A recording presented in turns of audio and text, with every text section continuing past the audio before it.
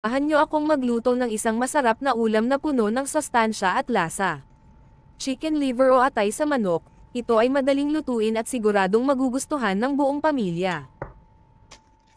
Sa simula, hugasan at balatan ang mga gulay pagkapos hiwain ito ng manipis na paaba. Paalala lang, hindi ako maglalagay ng bawang, kakain rin kasi yung Italyano kong manugang na ayaw sa bawang. Gumamit lang ako ng 3 sangkap na gulay carrots, bell pepper at isang buong onion. Huwag kalimutan hugasan ang atay ng manok, pwede nyo slice paaba. Pero lutuin ko ng buo saka nahatiin sa kawali kapag hinalo. At habang hinihintay na matapos sa pag-prepare ng lahat ng sangkap, siguraduhin nyo muna na kapagsaing kayo ng bigas.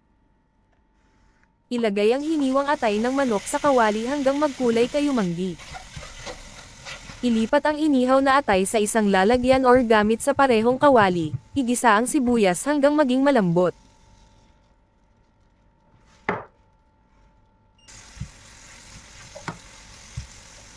Ilagay ang hiniwang carrots at bell pepper sa kawali at haluin ito ng 2 hanggang 3 minuto, matapos ang 2 hanggang 3 minuto, alisin ang takip ng kawali at haluin ng maigi ang ulam. Kabuuang oras ng pagluluto higit pa o mas mababa sa 15 minuto.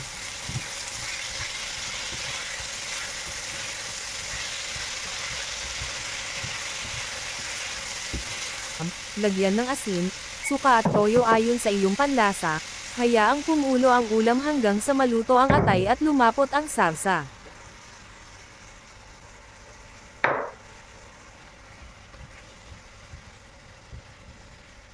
Kapag malambot na ang gulay at maluto na ang sauce, patayin ang apoy at ilagay sa isang serving dish. Ihain ang atay ng manok na mainit sa ibabaw ng steamed rice para sa nakakaaliw at nakakabusog na pagkain. Ang ulam na ito ay hindi lamang mabango ngunit puno rin ng mga sustansya dahil ang atay ng manok ay isang magandang mapagkukunan ng protina at bitamina. Salamat sa panonood guys, para masama sa shoutout paki-comment po sa inyong lugar.